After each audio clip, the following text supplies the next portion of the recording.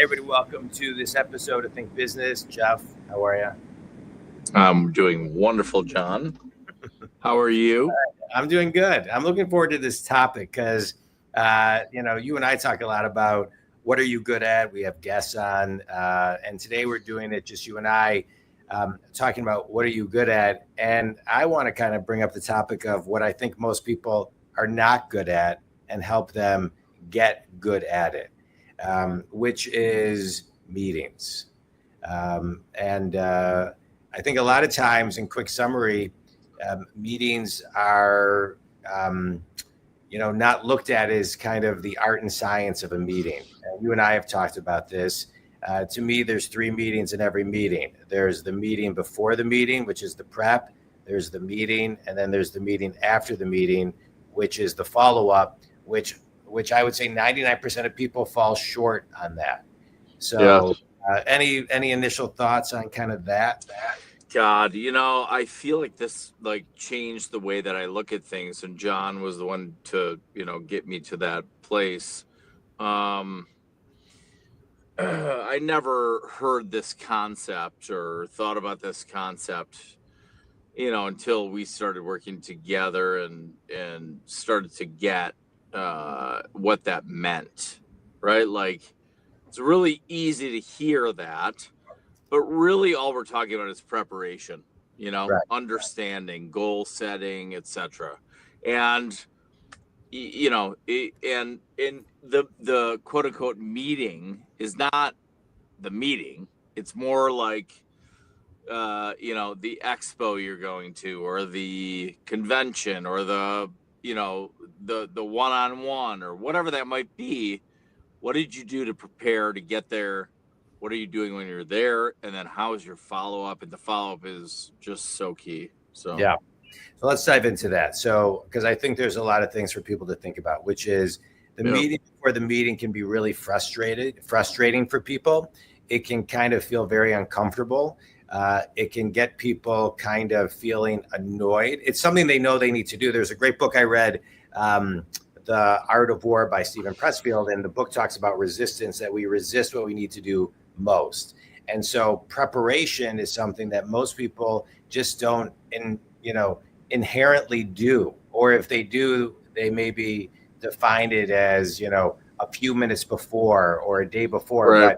But really the meeting before the meeting, to your point, for an event can start 3 months before, which can create kind of an uncomfortable feeling for people.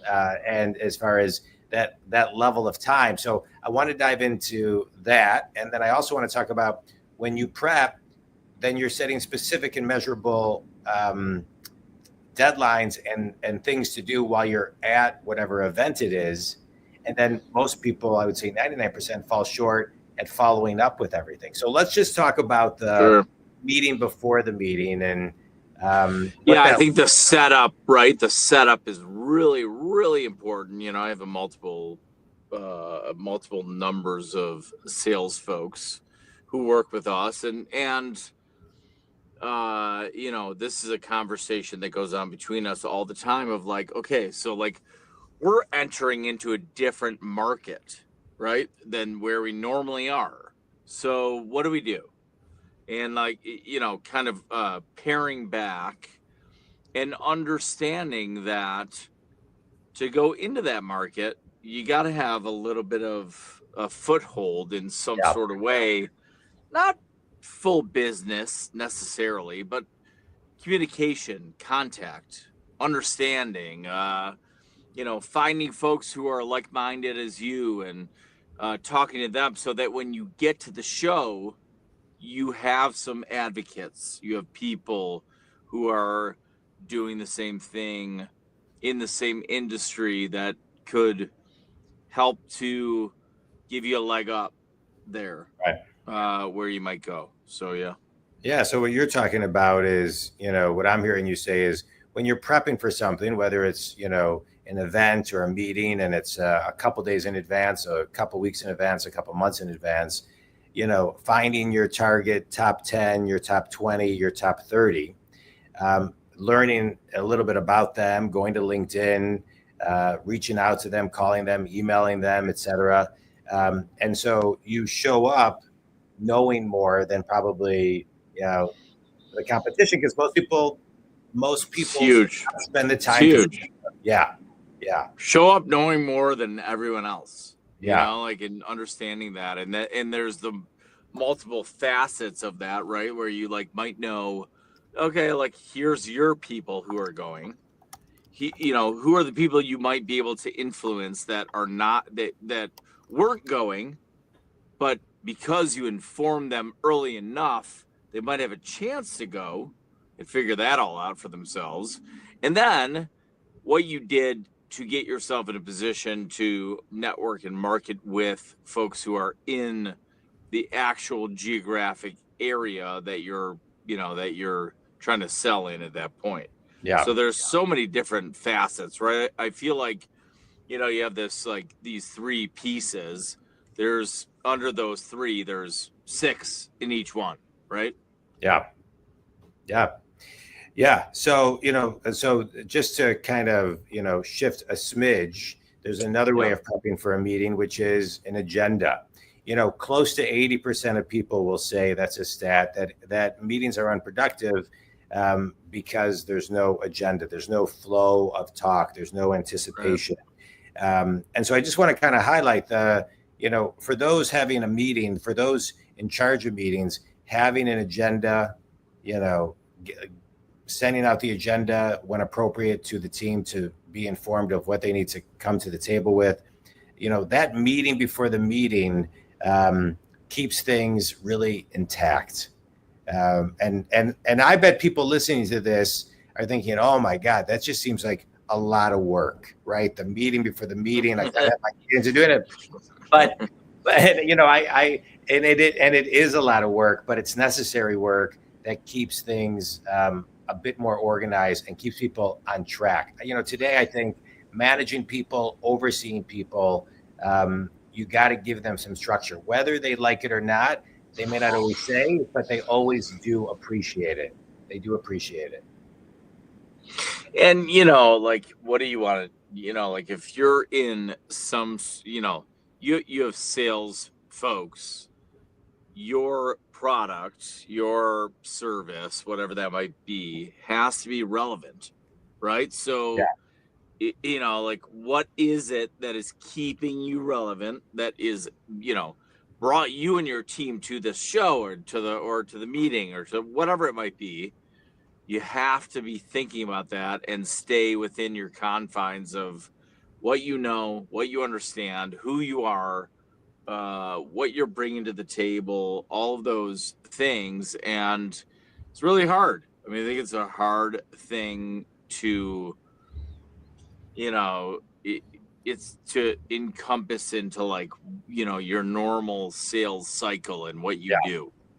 Well, right, because when you're doing your homework, you're doing the research, you're preparing, you're going in pretty organized. But then the next piece is, okay, if I'm meeting with these certain people, now I can craft certain questions. I can guide the conversation one way.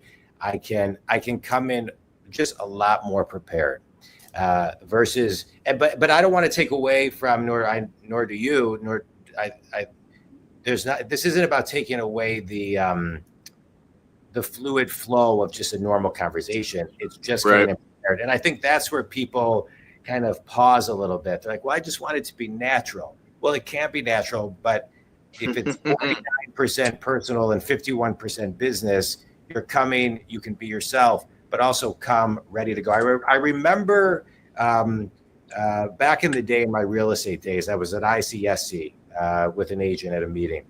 And this was a really talented guy. And he was presenting a proposal that he thought he was 99% going to get.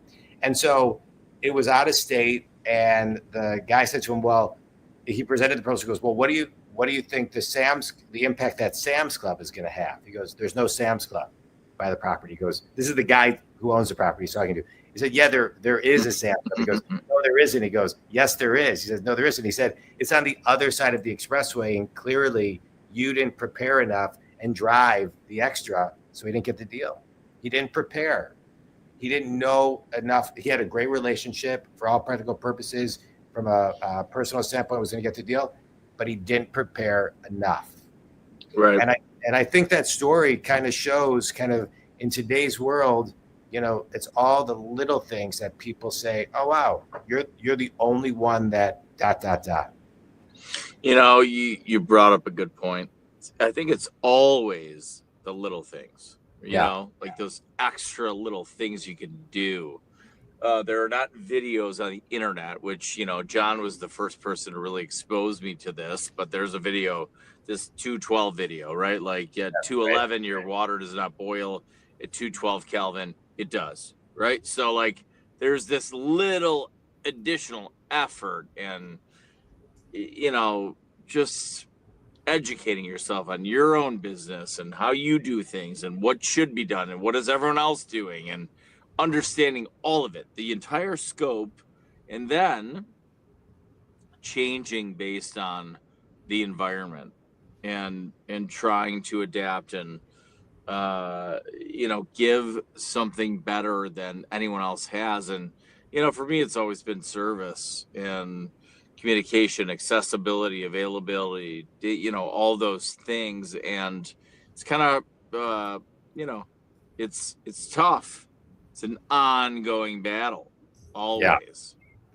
But staying in tune and understanding your world and how it's going and where, you know, like how it's going now and then where it might go is really important, I think. So yeah, I would agree. And then there's the meeting. So you have the meeting, you prepare, you have the meeting, and then it's laying the foundation of, you know, that relationship, building relationship capital. And now you have the meeting after the meeting, which is the follow-up.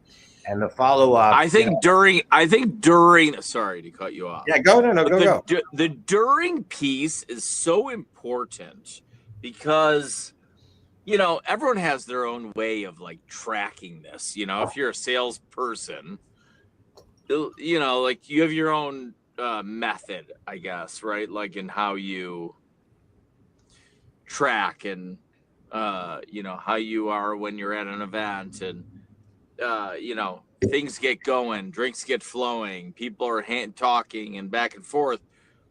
I have the most simple method in my own mind that I think adds value is I just create an email and I list names and whatever was memorable for the person next to it. Yeah. And then I do that. And by the time I'm done at the event, I've got a nice size list, a good referral pool to try and tap. And super important while you're actually there to be conscious and take notes so that you can get to your follow-up point and then target those people by quality, right? A, B, C, D, whatever. So, yeah. No, I agree. I think taking notes at the meeting, you know, asking really good questions. I mean, this is a whole podcast of its own. Asking good questions, my God, for sure. Actively listening, building that, you know, building that connection. But I agree with you, Jeff. A lot of times, you know, you go to you go to a meeting, it's easy. You go to a conference and you're meeting hundreds, dozens of people. You forget the nuances, and so I think it's important. You know, after every meeting, after every couple, take notes. Most important part. Yeah. Like, oh my God, you were telling me that you were going up north. You know, like you were going up north to, you know, go fly fishing and just the whole thing with your family. How was that? I know you just got back. You know, like that kind of stuff. People love that. Yeah, they love it. They love it. Yes. Now you get the prep, you got the meeting, you've done the work, you've asked the questions, you build rapport. Here's what I get at. So a couple of things. Now what? That's what I always say is now what? Right. So this is, to me, this is the magical part, right? The meeting after the meeting, which is the follow-up, the handwritten thank you note, the text, the thank you email, the follow-up call, putting them in the CRM, making sure that you follow up. I get asked a lot, how long do I follow up with someone? My response is always, you know, forever. Correct. Right. Right. I mean, today it's pretty easy, right? You have your top people that you call. You have your top people that you call every week, every month. every other month, and then you have a mailing list, et cetera, et cetera. But the follow-up is, for some reason, and I still can't figure it out, where most people fall really, really short. One, they don't pick up the phone to follow up and call people enough. Two, they just kind of let people like fall by the wayside, So how are you following up with people, Jeff, after you know what? I really started like thinking to myself, like how, you know, so when I'm at the event, I keep a list of the folks that I want to reach out to. I just had an event a month ago, and I'm still living off those referrals and having meetings and all that. I think the first step is really being in tune to what your value is, what your offering is, how you want to, what is your purpose for being at that event? Because every event is different. So like you have to design that for you. And then from there, I can create that list. And then my follow-up is, fairly impeccable, because I now have a 10 to 20 person bullpen of people that I want to reach out to from that event. And then I leverage the people inside my organization that can help me move through that to find out who is willing to meet, who wants to have a call, who wants to have coffee or lunch or breakfast or whatever that might look like. And then from there, we can kind of move through. But people, you have to have a platform that's in place of, that would encompass all of it, right? Like when you reach out to somebody, they don't reply. Geez, this is a constant problem always. And 99% of the time, the person's like, oh my God, I feel terrible. I'm so sorry. I haven't replied in, 2 weeks. And they're normally pretty amenable and like whatever when you're dealing with that. It really starts with you demonstrating your value to them, but first understanding who you want to go after, and then finding those folks at that event. You can't really, create your appropriate plan unless you are, I've done this for a long time where we have events constantly and we're always doing that. And then I'm picking out new and different people every single time. Yeah. Who are like, who might be of value, or like they're good, or they're, someone doing business, or there's someone I just want to say hi to, or they're, who knows who it might be. And then really just being your genuine self, I think is really good. I am who I am. I don't really hide the other side of me very well. If I don't like you or we don't like each other, or there's a thing or what, like I'm very comfortable with myself, and I'm looking to find people who are like-minded and who want to do business and who are looking to deal with people who, have a solid foundation, a team behind them, and have the ability to kind of move forward from there. Yeah. It's you attract the type of clients that you want, and you detract the clients that you don't want.